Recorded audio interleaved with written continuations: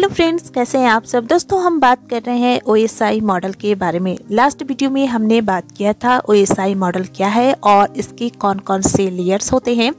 इसके साथ ही हमने जाना था कि एप्लीकेशन लेयर क्या होती है, इनका रोल क्या होता है, और साथ ही हमने प्रेजेंटेशन लेयर के बारे में भी बात कर चुके थे। तो जल्दी से शॉर्ट में हम बात कर लेते हैं कि एप्लीकेशन लेयर और प्रेजेंटेशन लेयर किस तरह से काम करती है। तो फ्रेंड्स आप यहाँ पे देख सकते हैं कि जैसे हम डेटा को सेंड करते हैं तो एप्लीकेशन लेयर के पास जाती है। अब एप्लीकेशन लेयर क्या करती है, वो नेटवर्क को एक्सेस करने का काम करती है। जैसे दूसरे डिवाइसेस के पास हमें डेटा को सेंड करने हैं तो उस डिवाइसेस से एंटर कनेक्ट करने का काम करती है ताकि डेटा जो है आसानी से ट्रांसफ़र हो सके। इसके बाद एप्लीकेशन लेयर से डेटा जो है प्रेजेंटेशन लेयर के पास जाती है। अब प्रेजेंटेशन लेयर क्या करती है कि जो भी हमने डेटा को सेंड किया है उस डेटा या फाइल के जो है इस ट्रांसफ़र रेट को बढ़ाने का काम करती है ताकि फाइल जो है तेज गति से ट्रांसफ़र हो सके।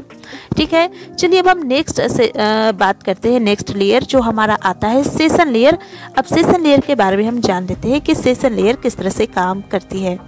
सेशन लेयर OSI मॉडल की 5वीं लेयर है। इसे सॉफ्टवेयर लेयर या लेयर 5 भी कहा जाता है। तो फ्रेंड्स लास्ट वीडियो में हम जो है 7th लेयर और 6th लेयर के बारे में बात कर चुके हैं।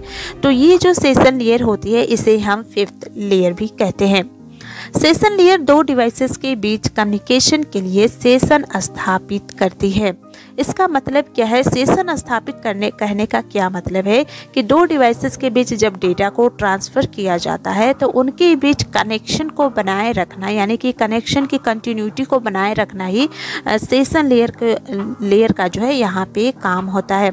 जब तक कि डेटा दूसरे डिवाइसेस के पास यानी कि दूसरी यूजर्स के पास डेटा ट्रांसफ़र ना हो जाए तब तक ये सेशन को बनाए रखती है, कनेक्शन को बनाए रखती है। और जब डेटा ट्रांसफ़र हो जाता है तब ये कनेक्शन को जो है यानी कि सेशन को जो है टर्मिनेट कर देती है, यानी कि समाप्त कर देती है। ठीक है, नेक्स्ट पॉइंट है हमारा सेशन लेयर का मुख्य कार्य यह देखना होता है कि किस प्रकार कनेक्शन को एस्टैब्लिश, मेंटेन तथा टर्मिनेट करना है। ठीक है, तो सेशन लेयर किस तरह से कनेक्शन को बनाए रखेगी, किस तरह से कनेक्शन को मेंटेन करेगी, और ये जो है डेटा ट्रांसफ़र हो जाने के बाद किस तरह से ये सेशन को जो है टर्मिनेट करती है। इसके अलावा यह क्या करती है, डेटा ट्रांसमिशन में कोई एरर आई हो तो ट्रांसमिशन को दोबारा किया जाता है। जो भी हमने डेटा को ट्रांसफ़र किया है अगर उस डेटा में कोई एरर आई हो तो फिर से जो है सेशन लेयर जो है डेटा को ट्रांसमिट करने का काम करती है। इसके अलावा सेशन लेयर कई कंप्यूटर्स के बीच कनेक्शन को कंट्रोल करती है। तो ये जो है कनेक्शन को बनाए रखती है बहुत सारे डिवाइसेस के बीच ताकि डेटा जो है आसानी से पहुंच सके। सेशन लेयर जो है कई प्रोटोकॉल्स का यूज करती है जिसमें कि PPTP का फुल फॉर्म जो होता है वो point to point tunneling protocol होता है। Point to point tunneling protocol होता है जो कि एक नेटवर्क प्रोटोकॉल होता है जो कि TCP और IP बेस्ड प्रोटोकॉल होता है। इसके अलावा इसमें जो है RTCP प्रोटोकॉल का भी यूज किया जाता है जिसका फुल फॉर्म होता है real time transport control protocol होता है, जो कि एक बहुत ही बड़े मल्टीटास्क नेटवर्क पर डेटा डिलीवरी की निगरानी करने का जो है ये काम करता है। इसके अलावा PAP जिसका फुल फॉर्म होता है पासवर्ड ऑथेंटिकेशन प्रोटोकॉल होता है। इसके अलावा इसमें जो है SQL प्रोटोकॉल का भी यूज किया जाता है जिसे कि स्ट्रक्चर्ड क्वेरी लैंग्वेज कहते हैं। और ये जो है डेटा को किस तरह से बनाए रखना है, डेटाबेस मैनेजमेंट का काम करती है, किस तरह से हैंडल करना स्ट्रक्चर्ड डेटा को, ये SQL का काम होता है। अब OSI मॉडल की 4th लेयर की बात करें तो वो होती है ट्रांसपोर्ट लेयर। ट्रांसपोर्ट लेयर क्या होते हैं, तो ये जो है OSI मॉडल की 4थी लेयर होती है। इसे बैच यूनिट या सेगमेंट यूनिट भी कहा जाता है। अब इसे सेगमेंट यूनिट क्यों कहते हैं हम आगे बात करेंगे। इस लेयर का उपयोग डेटा को नेटवर्क के बीच सही तरीके से ट्रांसफ़र करने के लिए किया जाता है। तो ट्रांसपोर्ट लेयर का जो मुख्य काम होता है एक डेटा को एक कंप्यूटर से दूसरे कंप्यूटर तक जो है सही तरीके से ट्रांसफ़र हो सके डेटा। ठीक है, नेक्स्ट पॉइंट है हमारा ट्रांसपोर्ट लेयर डेटा को कई खंडों में विभाजित कर देता है। यानी कि ट्रांसपोर्ट लेयर क्या करता है, सेशन लेयर से जो डेटा जाती है वो ट्रांसपोर्ट लेयर के पास, तो ट्रांसपोर्ट लेयर क्या करेगा, जो भी डेटा आया उसके पास, उन डेटा को जो है वो कई खंडों में यानी कई पार्ट्स में, कई सेगमेंट में जो है, सेगमेंट्स यानी कि बहुत सारे पार्ट्स में जो है उस डेटा को डिवाइड कर देता है। और हर पार्ट्स का जो है, हर सेगमेंट का एक सीक्वेंस नंबर होता है, एक क्रम संख्या होता है जिसे हम कहते हैं, ताकि डेटा को जो है, ताकि हर सेगमेंट को जो है आसानी से पहचान किया जा सके।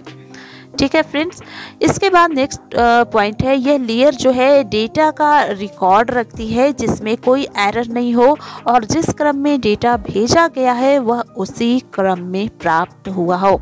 इसके अलावा ट्रांसपोर्ट लेयर जो है डेटा का रिकॉर्ड रखने के साथ ही इसमें क्या होती है कि जो इसमें जो डेटा है वो डेटा ऑर्डर वे में होती है, एक तो सेकेंड होती है कि इसमें जो डेटा होती है वो एरर फ्री होनी चाहिए।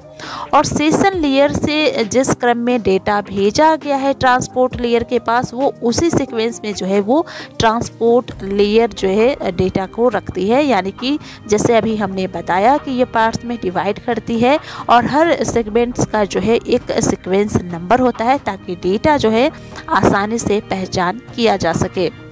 ट्रांसपोर्ट लेयर को जो है एंड टू एंड लेयर के नाम से भी जाना जाता है। एंड टू एंड लेयर का कहने का क्या मतलब है कि इसमें जो डेटा सेंड किया जाता है, जो डेटा ट्रांसफ़र किया जाता है, तो डेटा को डिलीवर करने के लिए सोर्स और डेस्टिनेशन के बीच जो है point to point connection provide ये करवाता है। इसलिए ट्रांसपोर्ट लेयर को एंड टू एंड लेयर भी कहते हैं। इसके अलावा जो है ट्रांसपोर्ट लेयर दो प्रोटोकॉल्स का यूज करती है। पहली प्रोटोकॉल तो हो गई टीसीपी जिसे हम ट्रांसमिशन कंट्रोल प्रोटोकॉल कहते हैं, एंड सेकेंड होती है यूडीपी जिसे हम यूजर डाटाग्राम प्रोटोकॉल भी कहते हैं।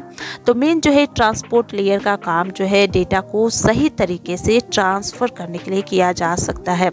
तो जैसे आप यहाँ पे देख सकते हैं डायग्राम में, यहाँ जो है डेटा जो है सबसे पहले एप्लीकेशन लेयर के पास आती है। एप्लीकेशन लेयर जो है यहाँ पे नेटवर्क को एक्सेस करती है, कनेक्ट करती है दूसरे डिवाइसेस से। इसके बाद डेटा प्रेजेंटेशन लेयर के पास आती है। अब यहाँ पे क्या होता है, डेटा को किस फॉर्मेट में भेजने हैं ये डिसाइड होता है प्रेजेंटेशन लेयर के पास। डेटा के इस ट्रांसफ़र करने की जो स्पीड है उसको बढ़ाने का काम करती है प्रेजेंटेशन लेयर। अब यहाँ से डेटा जाती है सेशन लेयर के पास। सेशन लेयर जो है जब तक कि डेटा ट्रांसफ़र नहीं हो जाए नेक्स्ट लेयर तक, उस कनेक्शन को ये बनाए रखने का काम करती है। अब ट्रांसपोर्ट लेयर के पास जो डेटा आती है वो लेयर जो है क्या करती है, ट्रांसपोर्ट लेयर डेटा को सही तरीके से ट्रांसफ़र करने का काम करती है और हर जो डेटा आती है उसे एक छोटे से पार्ट्स में, छोटे छोटे पार्ट्स में जो है सेगमेंट में जो है डिवाइड कर देती है और हर सेगमेंट का एक सीक्वेंस नंबर होता है। ठीक है फ्रेंड्स, चलिए अब हम नेक्स्ट लेयर की बात करते हैं। नेक्स्ट लेयर हमारा है नेटवर्क लेयर जिसे हम थर्ड लेयर भी कहते हैं। नेटवर्क लेयर OSI मॉडल की तीसरी लेयर है। इस लेयर को पैकेट यूनिट भी कहा जाता है। याद रखिएगा फ्रेंड्स, ट्रांसपोर्ट लेयर को हम सेगमेंट यूनिट कहते हैं और नेटवर्क लेयर को पैकेट यूनिट कहा जाता है। नेटवर्क लेयर का काम डॉक्यूमेंट या डेटा को लॉजिकल एड्रेस यानी IP एड्रेस प्रोवाइड करवाना होता है। नेटवर्क लेयर का क्या काम होता है, नेटवर्क लेयर जो है डेटा को ट्रांसफ़र करने के लिए एक एड्रेस प्रोवाइड करवाती है जिसे हम IP एड्रेस यानी कि जिसे हम लॉजिकल एड्रेस कहते हैं। एड्रेस क्या करती है, एड्रेस जो है इंटरनेट पर डिवाइसेस को आइडेंटिफाई करने का काम करता है, यानी कि उस डिवाइसेस तक डेटा को पहुंचाने के लिए एक एड्रेस ये प्रोवाइड करवाती है। जिस तरह से फ्रेंड्स, जैसे हम कोई लेटर पोस्ट करते हैं, किसी फ्रेंड्स के पास हमें लेटर भेजने होते हैं, तो उस फ्रेंड्स का आपके पास एड्रेस होना चाहिए, तभी तो आप उस तक उन फ्रेंड्स के पास जो है आप लेटर पोस्ट कर पाएंगे। तो ठीक उसी तरह से इसमें नेटवर्क लेयर क्या करता है कि डेटा को ट्रांसफ़र करने के लिए ये जो है एक IP एड्रेस प्रोवाइड करवाती है ताकि डेटा जो है उस डिवाइसेस तक जो है दूसरे यूजर तक जो है आसानी से डेटा पहुंच सके। इसके अलावा इस लेयर का उपयोग डेटा पैकेट्स को सोर्स से डेस्टिनेशन तक पहुंचाने के लिए किया जाता है। अब नेटवर्क लेयर में जो डेटा होते हैं, इसमें डेटा जो है वो पैकेट्स के रूप में होते हैं, पैकेट्स के फॉर्म में होते हैं।